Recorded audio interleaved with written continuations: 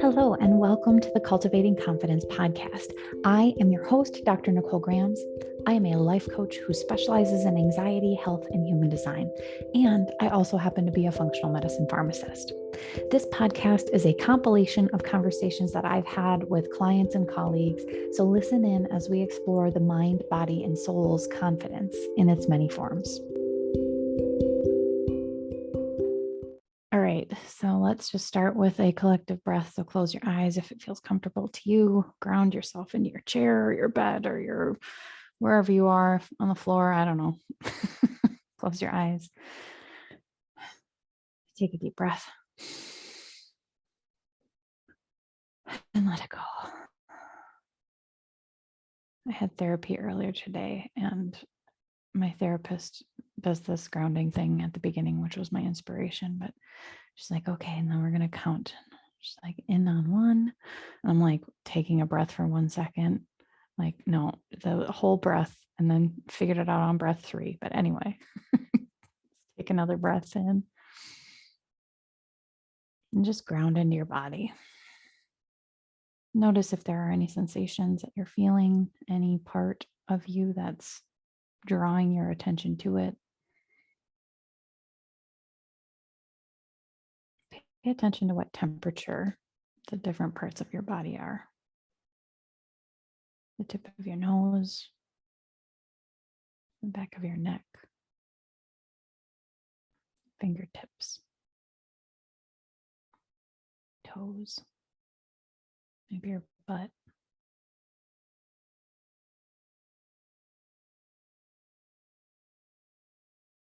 Notice if you're cold or warm or neutral. And just take one more breath in. And when you're ready, come back. All right. So I think grief, everybody experiences grief at some point in their lives, and it can be about many, many, many different things. I'm going to start out with the statement that there is no wrong way to grieve, and there is no forcing things. If you're not ready to do thought work around it, don't force it. Like, just let yourself be. Because I know we've all experienced different things in our lives, and like, there, just know that sometimes it's not time to challenge your own thoughts around what you're grieving about or what you're, any of that stuff. So, blanket statement here. My opinion is not necessarily right or wrong or anything. And however you grieve, whatever topic it is, there's no wrong way to do that. I wanted to start out with a couple of definitions that, as I was doing some research to write down some of my thoughts and kind of gather my presentation today, I found out, and I hadn't ever really thought about it, but grief and mourning are two different things. And I had kind of thought of them as interchangeable, and some people definitely do, and in ways they are. But grief, I found as something that's felt internally, so that you are like the container. Your body is the container for grief. And then mourning is the outward expression that can be shared with others or shared with, your pet at home or just by yourself.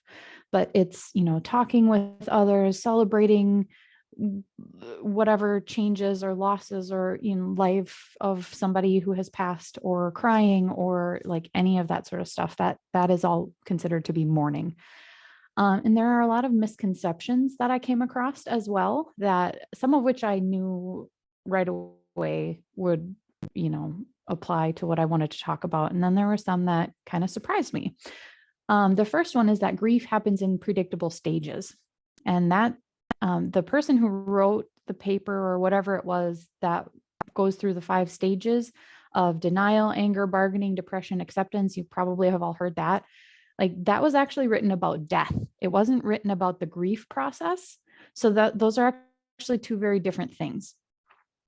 And we'll talk about the difference between that if later on. I think it's probably in my notes somewhere. If not, remind me and we can come back if you want to talk about it. But everyone experiences it in a different way.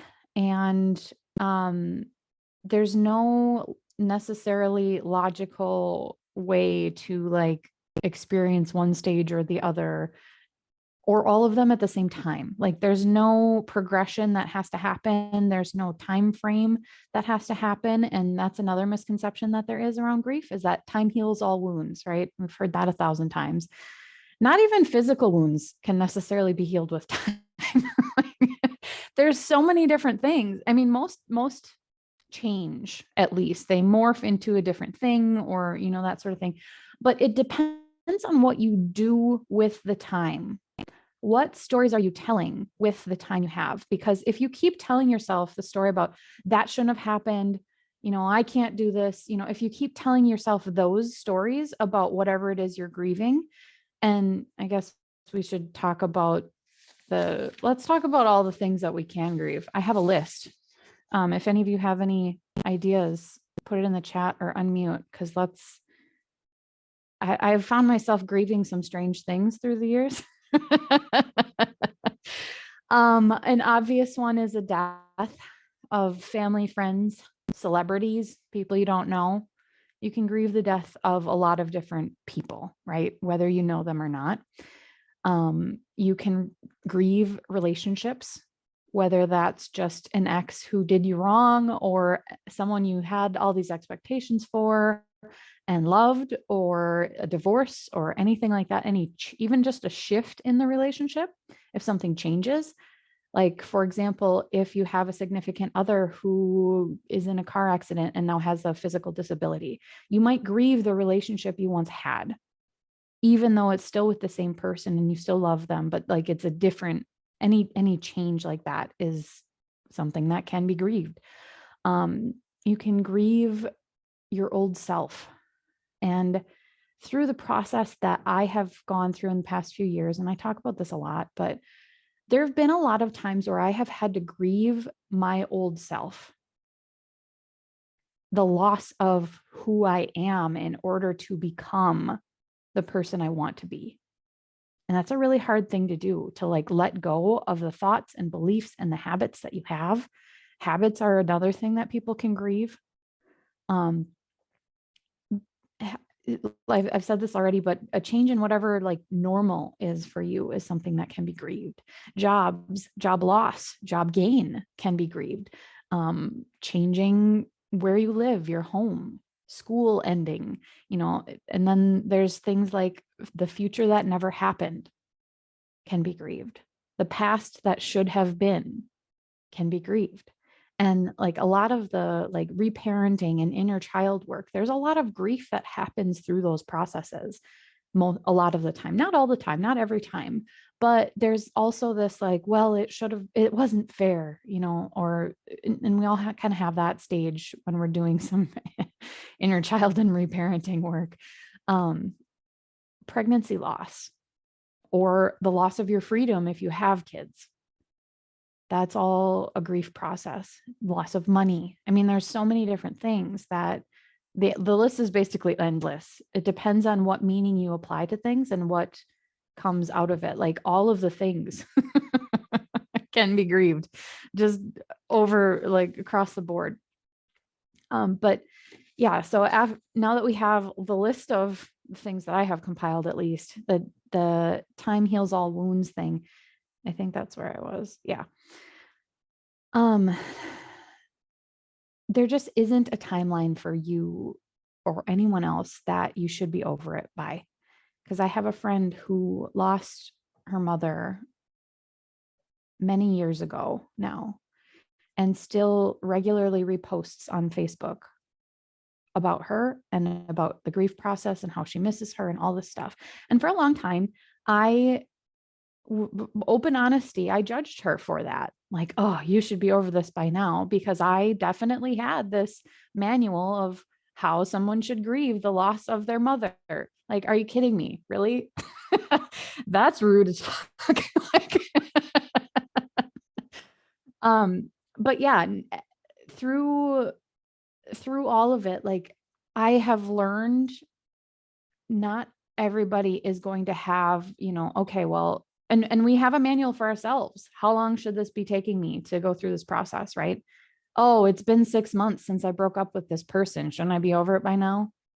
Like, not necessarily. It again just depends on the story that you're telling yourself about what's going on and how you're choosing to use the information that you come up with about it, and use your thoughts and use the feelings. But yeah, there's no timeline for when someone should be over it or not over it. The something that does extend the timeline of the grief, though, is resisting it. And grief is something that not many of us want to willingly feel. And therefore, we push it away and it lasts longer. Right?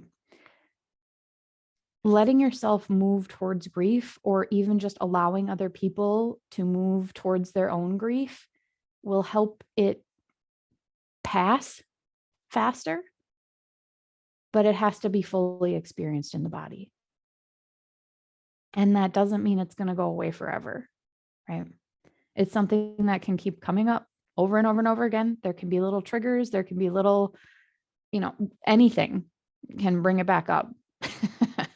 And for me personally, some of you know this already, but my grandmother passed away after Christmas on her birthday. So there's lots of meaning in all of that.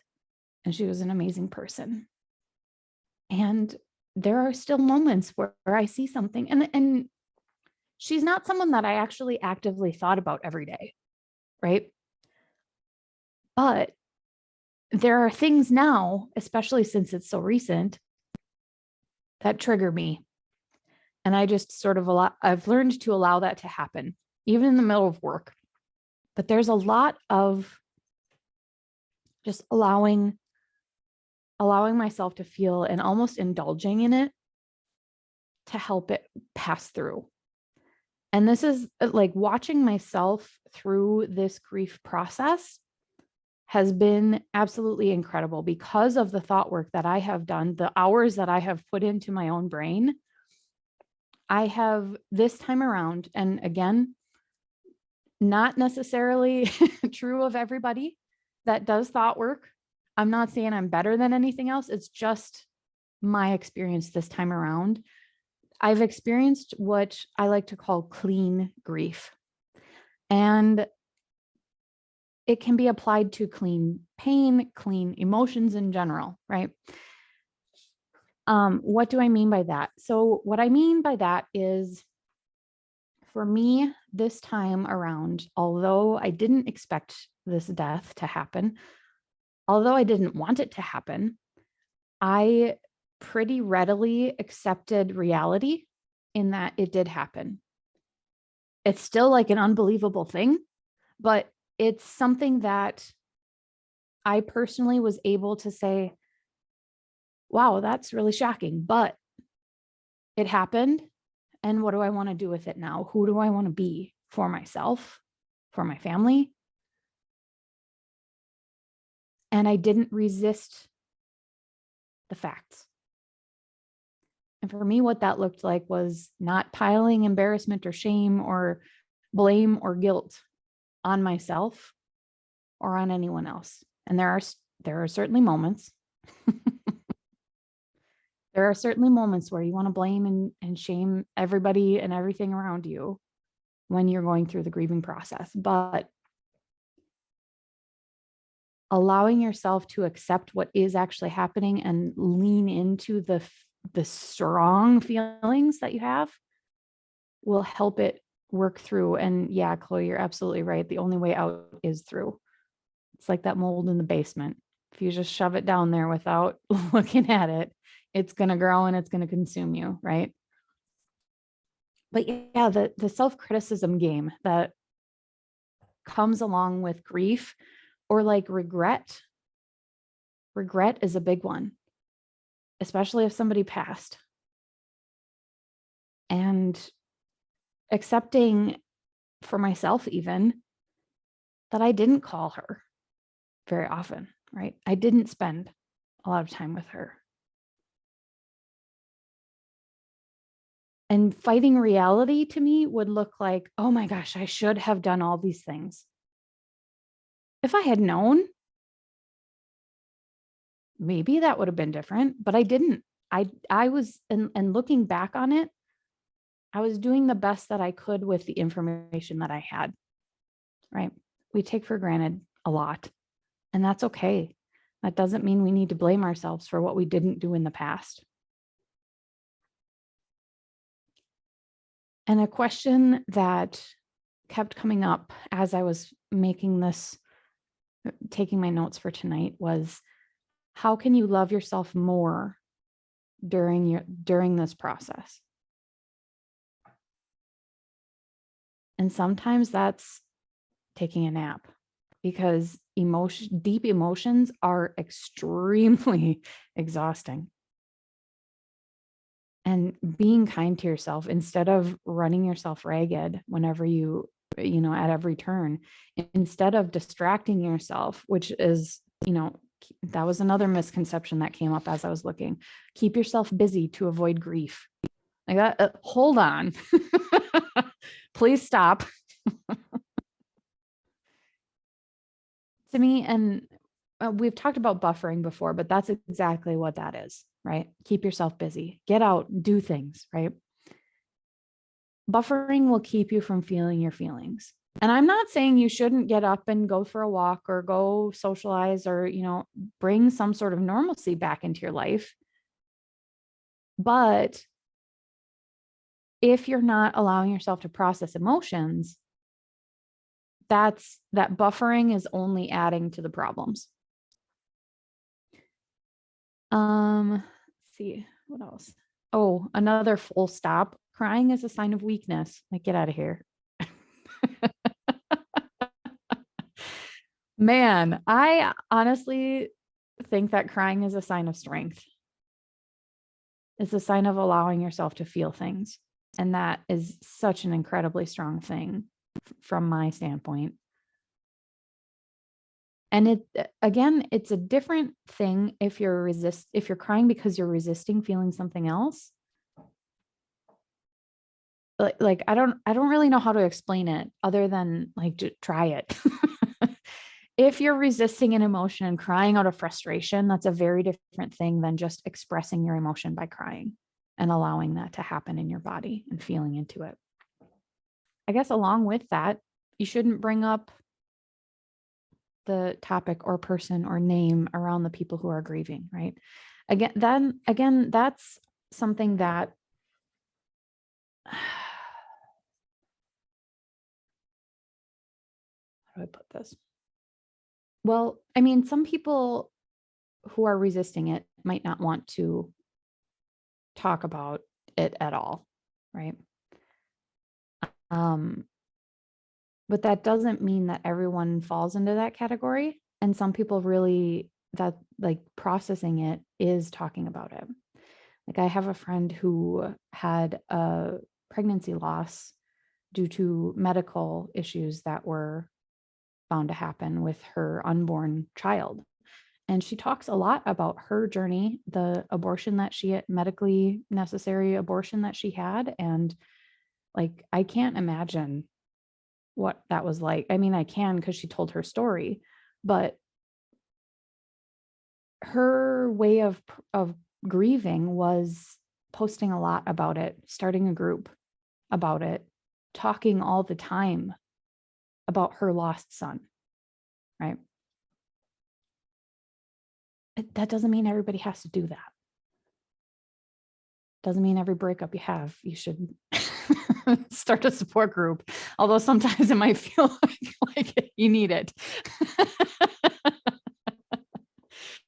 Yeah, but just know that sometimes avoiding it might not be the best route.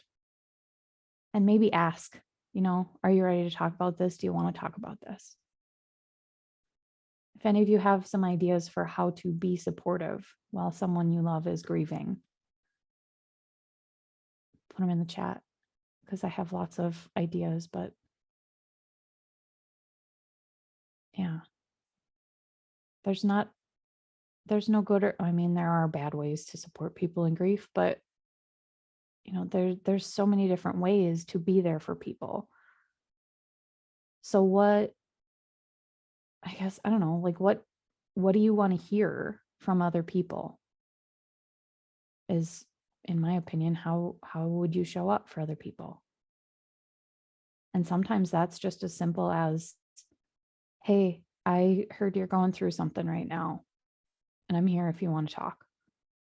Sometimes that's, hey, I'm buying you lunch today. What do you want? I'll be there in half an hour. If you get rid of the things, belongings, or gifts, you'll forget that person. That was another misconception that I came across. I don't know. Have any of you read the Marie Kondo book, Life-Changing Magic of Tidying Up? I think it was. But she's got this KonMari method from her name, but it's basically minimalism. And when I read that book, that was such an awe-inspiring thing for me, because I was definitely like, oh no, I can't throw that out. This is from somebody special, right? I can't, nope. I'm basically slapping someone in the face if I get rid of this thing. But Marie Kondo's take on it is, you should only keep things around you that spark joy for you in the present moment, right? If they used to be good for you and they're not anymore, get rid of them.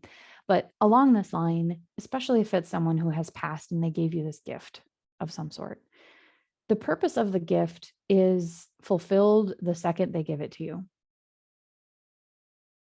That's it. And also, if you think about it, like, if the roles were reversed and you gave them something, would you want them to keep it out of obligation? Probably not. I used to think it was super rude to return shirts and stuff that I got for Christmas. So I just got stuck with a bunch of shirts that I didn't like or want in my closet. Do you think the gift giver really cared what I did with the shirt? No. Do you think any of them ever noticed that I didn't wear the shirt? Also, no. Could I tell you what shirt I got someone last year? Nope. Get rid of it. But also letting go of things that represent a person or time of your life or something like that is not something that you need to hang on to. Like, hang on to things, well, like, for example, my grandma was a hobbyist photographer and did a lot of landscape photography. She shot weddings, she shot you name it. She took photos for this, right? And I've never been terribly fond of the photos, although other people definitely are. And I respect that. They're good for other people. Great. But I was like, I just don't like them. And she even gave me one time. And I was like, thank you. I don't display it because it's not my style. That's just the fact, right? It's nothing against grandma. I love that she loves photography, but also I personally don't need to have any of her photos.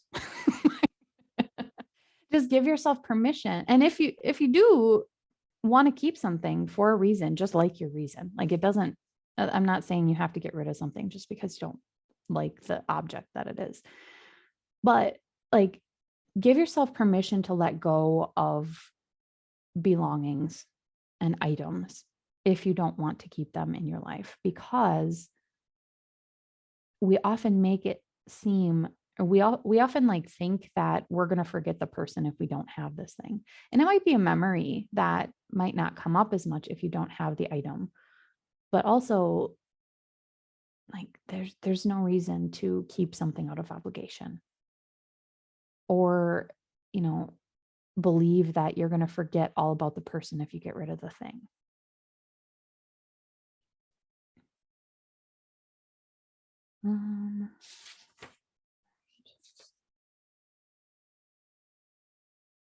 So we talked about clean grief, self-criticism. Oh, yeah. So along with clean grief, the self-criticism that comes up sometimes is, and this is applicable to more than just grief, for sure. But if you're going through something, how do you want to look back at that time? in your life? And just consider that. Because I was asked that about something else, but it also applies to this. But as you get older and look back, like, how do you want to have treated yourself through whatever process it is you're going through, whether it's grief or otherwise? In this case, it was struggling. I was talking with somebody about struggling with business stuff, starting a new business. How do you want to look back and have treated yourself through this process? What do you want to remember about it? And focus your energy on that instead of blaming yourself for whatever wrongs you have perceived that you've done.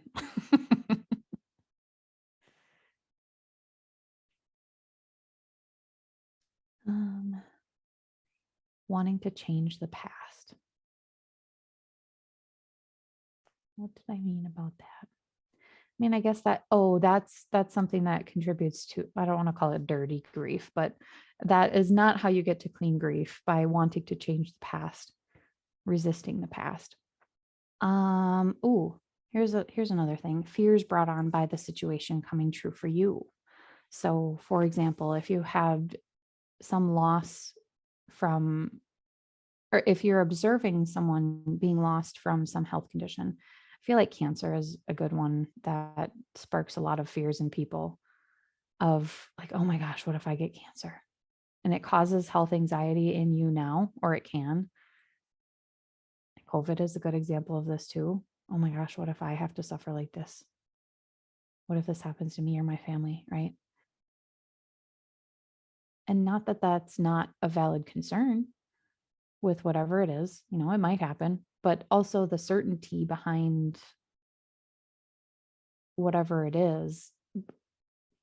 We don't have certainty. Certainty is something, it's a myth that we have. We don't know that we're even going to make it to work, right? We could get hit on the highway and then that's it. Plans change, right? The feeling of certainty often comes from anxiety and wanting to control things that we can't control. We want to be certain. Our brain wants to be certain. It wants to have predictable outcomes to things. And when we can't guarantee a predictable outcome, brain gets very upset about that and very graspy and desperate and anxiety riddled, right? But like letting go of the idea that we need to be certain about anything brings a lot of freedom. If you take it in that way, it can also bring more anxiety if you let it. But really embracing the fact that we are not certain about anything. You might have seen memes or TikToks or something like, it starts out with someone really sad or whatever, like, oh, none of this really matters. And then in the next frame, it's somebody saying, oh my gosh, none of this really matters. Like, let's go for it. That's the same with uncertainty. Money scarcity, loss of money. If you see someone lose it all, or, have to buy a new car that they weren't anticipating, or, something like that, there can be some money scarcity and tendency to hoard it. And money is not something that we've talked a lot about, but it's an energetic thing. Like if you feel like you have to hang on to it and never let it go because you will never find more of it, or you'll never earn more of it, there's a difference between, looking at the math of things and feeling desperate or scarce or, graspy, those sorts of things.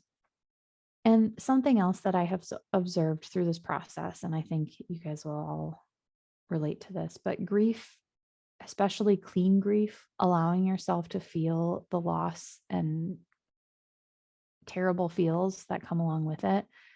Grief has the power to heal if you don't pile the negative on top of it. If you don't pile all the garbage of the shame and the guilt and the everything on top of it,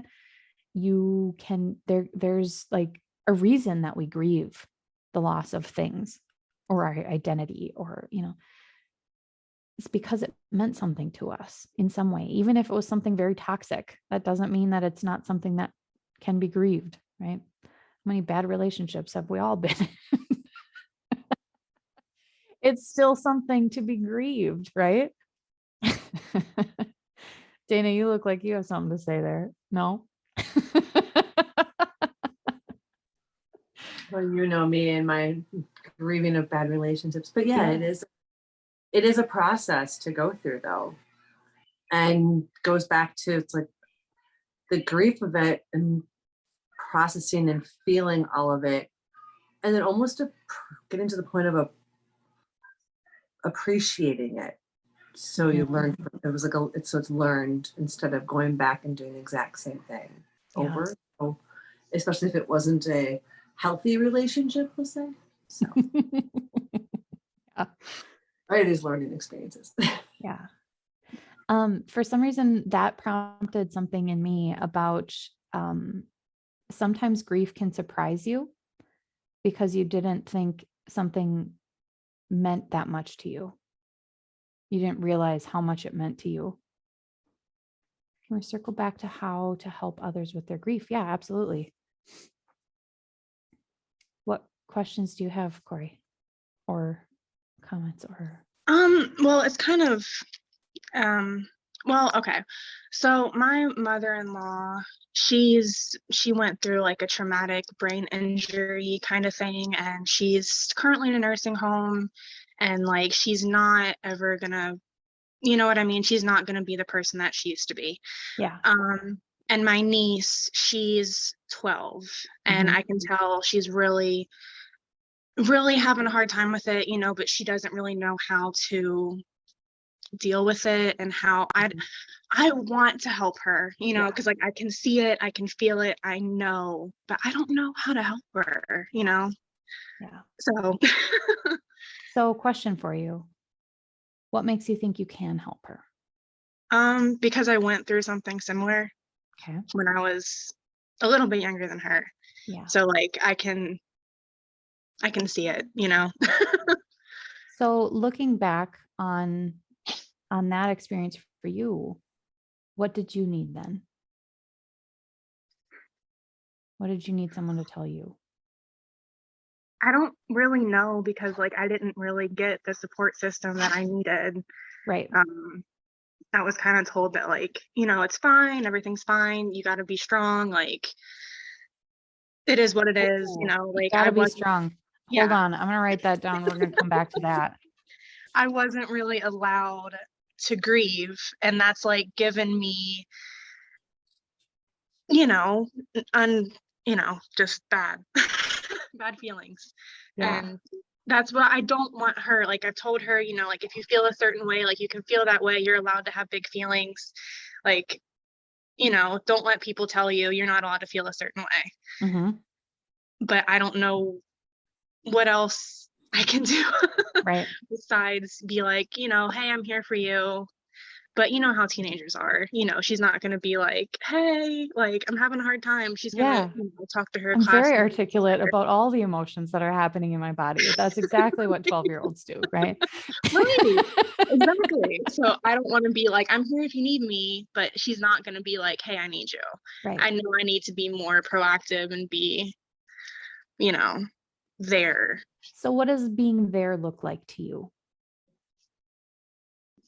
I don't know. If you had to guess, what might it look like? I guess being present, maybe just um being spending more time with her. I guess just letting her know, you know, that she's not going through it by herself and like that she has a support system. I guess would probably be the biggest thing because I don't feel like she has that at home. You know, it's one of those things where like they don't really talk about it, you know. Yeah. It's just that's what it is, you know. Sure. So I guess just being there. Yeah. Maybe take her out to lunch or something. Yeah. And sometimes like finding an activity, even like I don't know really what 12-year-olds do. I don't remember. Right? That whole time period of life kind of is a blur for me. But Same. but even just like having some paints out and some paper or, crayons even. I don't Yeah, care. she's really big into art. That's a good idea. Adults can color. I don't care what you say, right? Yeah. It's a very Oh my therapeutic God. thing. But sometimes like I know that I love one-on-one, very deep, let's grab into the depths of the person I'm talking to, right? You know that about me. We've done that before. Yeah. Not everybody's ready or willing to have that one-on-one face-to-face contact, right? So Right. maybe finding an activity to do together, like coloring. So there's something that you don't have to physically face each other, especially with someone who's 12 who doesn't necessarily know how to process emotions, right? Yeah. Because I imagine, I mean, if you're anything like me, you struggle with it too as an adult. Yeah. Oh yeah. Definitely. So, like having something to do to kind of distract the body while you dive in, or just be there. Maybe just expressing, I mean, these are just options, but maybe just expressing that you're having a hard time with it. Yeah, And that's a maybe, good idea. yeah. And just open that up to like, oh, how are you feeling about everything? Because I'm having a rough time. Yeah. Could Okay. be That's a anything. really good idea. Yeah. Definitely. Thank you. Yeah. You're feeling complete. Do you want to talk more? No, I mean, that's a pretty good place to start. I've just been, like, I know I need to do something. Like, I know, like, kind of beat myself about it. And like, I don't know where to start. Sure. So, Well, and here's that moment where the story you're telling yourself is, I don't know where to start. But when I asked you, you knew exactly where. imagine that, right? Yeah, right? Not that that's ever happened before. No, never. No, but we tell ourselves, and you're not alone in this. We tell ourselves, I don't know where to start. I don't know how to do this. That's So, why yeah. I often will just respond with, well, if you had to pick something, what would you start with? What would you do? What Yeah. thought might be helpful with this? Like, oh, I can figure out how to help this other person. I'm going to get curious instead of putting a wall in front of me of, I don't know. Yeah. It's a big wall. Yeah. Yeah. All right. Let's go back to gotta be strong. Ooh, hate that. It's one of the biggest myths. I can't believe I didn't come across that in my research today. You gotta be strong. You don't have to be strong ever if you don't want to. You can find strength in grief, in mourning, in growth. You don't have to. You absolutely can just say F the world. I'm out. See ya. See you next year. I'm just going to hole myself up in my room and sit there. That's not a wrong way to grieve. It's an option. People do it for years. Doesn't mean they're wrong. That's just what they're ready for. Or maybe they haven't learned about anything. So how can you be there for them without trying to change them out of this situation?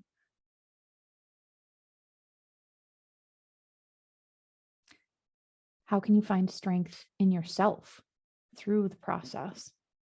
And how can you use it, if you want to push you forward instead of staying stuck? And sometimes loss and grief are the fuel that some people need to really take risks for themselves and to really allow themselves to be themselves. Like, all right, mortality is shining in my face right now. What am I going to do with my life? Because nobody knows what tomorrow brings. This is on the none of this matters spectrum, the excitement side of none of it matters. So I'm trying to think of what the quote actually was in the podcast I was listening to. It was something like, what could you do today to make it worth dying? What would make your life worth it today? How can you do more things that would make your life worth it? Even if it's just being nice to yourself. But sometimes that means, well, meeting with my financial advisor, one of the first meetings was, all right, well, if you knew you were going to die in a year, how would your life change? If you knew you're going to die in 5 years, in 10 years, in 15, right? How would your life change? And for some, you can take that as a challenge of, I want to live like that right now. Instead of waiting for the right circumstances, I'm going to create this life, this amazing life that I want. And some people hold up of like, oh, well, if that's all I have left, then what's the point?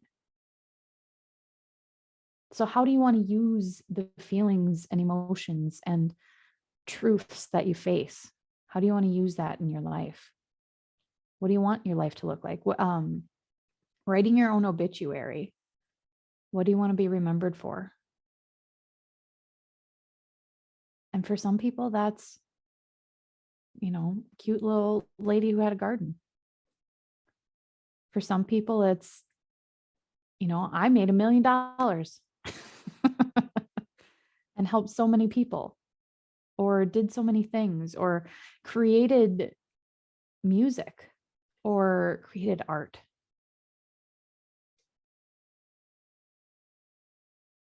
Or I want to have founded, I don't know, I can't think of anything right now, but these big, amazing things in life, like what does that look like for you? What do you want your life to be all about? And in the case of losing a person, whether that's a relationship or a death, how can you continue a relationship with the person? Because a lot of times we think that having a death means that you lose your relationship with them, but relationships are really just the thoughts you have about a person. You can have a relationship with anybody on the planet, whether they are aware of it or not. I would suggest not being creepy about it, but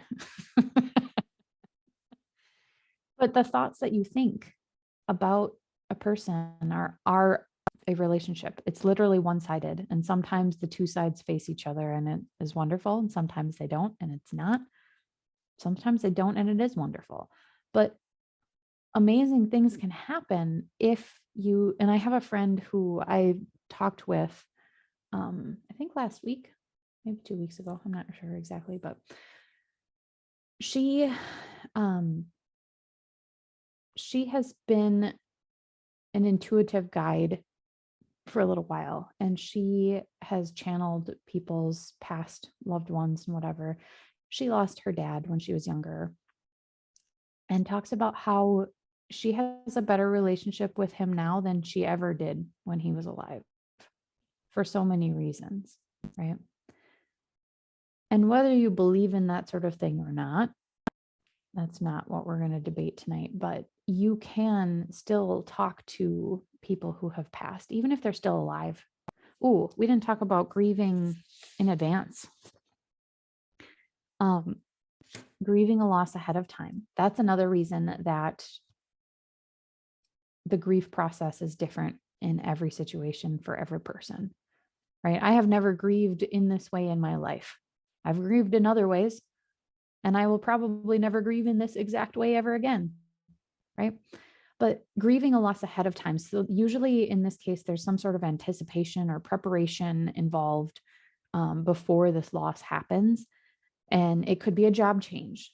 Like you're really sad about leaving a job that you really liked to go on to hopefully something bigger and better for yourself.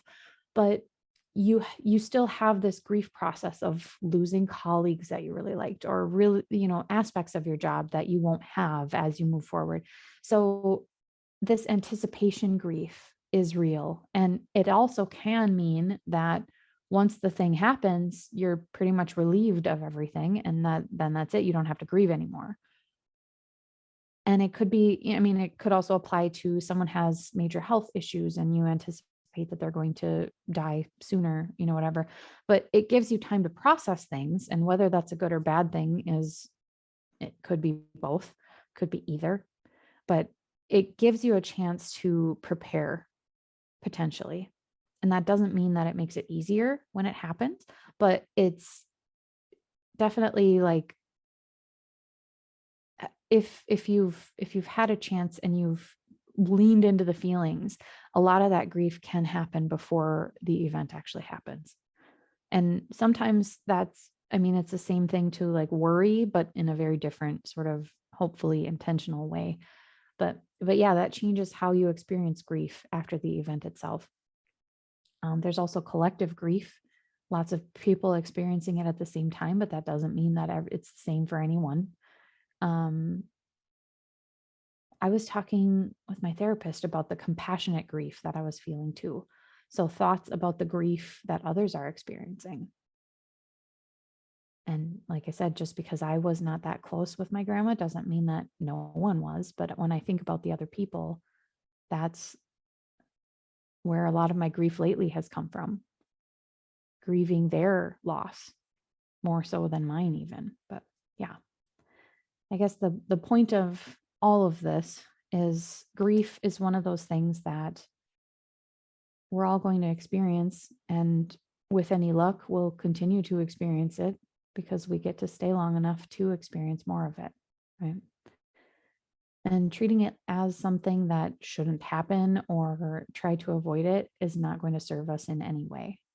It's one of those negative emotions that is very, very strong and has a lot of power behind it. And you can use that power for good or evil, maybe not evil, but hopefully we can honor ourselves through the process and feel the feels and be strong, but like not by force, like allowing yourself to feel exactly what you're feeling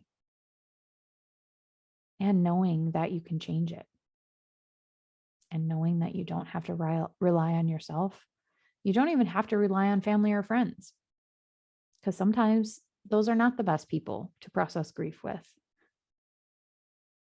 And that's okay too.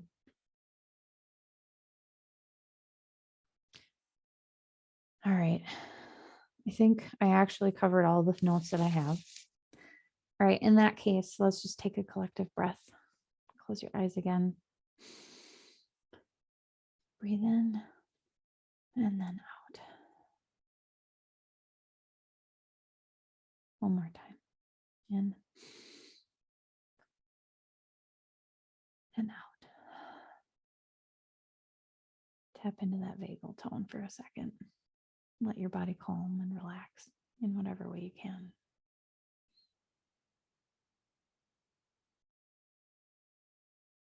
Let go of something you don't need to carry with you.